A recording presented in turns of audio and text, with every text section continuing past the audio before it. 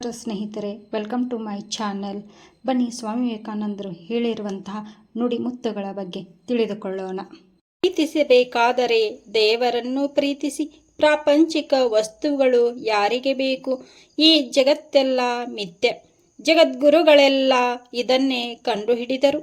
ದೇವರ ಮೂಲಕವಾಗಿ ಅಲ್ಲದೆ ನಮಗೆ ಈ ಜಗತ್ತಿನಿಂದ ಪಾರಾಗಲು ಬೇರೆ ಮಾರ್ಗವೇ ಇಲ್ಲ. ಒಬ್ಬನ ತಲೆಯ ಮೇಲೆ ಉರಿಯುವ ಕೆಂಡವೊಂದನ್ನು ಇಟ್ಟರೆ ಅವನು ಅದನ್ನು ಆಚೆಗೆಸೆಯಲು ಎಷ್ಟು ಕಾತರನಾಗುತ್ತಾನೆ ನೋಡಿ. ಯಾರು ತಾವು ಪ್ರಕೃತಿಯ ಗುಲಾಮರೆಂದು ನಿಜವಾಗಿ ತಿಳಿಯುವರೋ ಅವರು ತಾವು ಮುಕ್ತರಾಗಬೇಕೆಂದು ಮಾಡುವ ಹೋರಾಟವು ಅಷ್ಟೇ ತೀವ್ರವಾಗಿ ಇರುವುದು.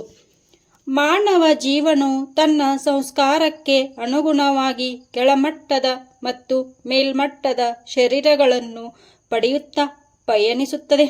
ಅತಿ ಶ್ರೇಷ್ಠವಾದ ಈ ಮಾನವ ಶರೀರದಲ್ಲಿರುವಾಗ ಮಾತ್ರ ಮುಕ್ತಿ ಸಾಧ್ಯ. ಈ ಪ್ರಪಂಚದಲ್ಲಿ ಸ್ವಾರ್ಥಕ್ಕೆಲ್ಲ ಮೂಲ ಕಾರಣ ನಮ್ಮ ದೇಹಾಭಿಮಾನ.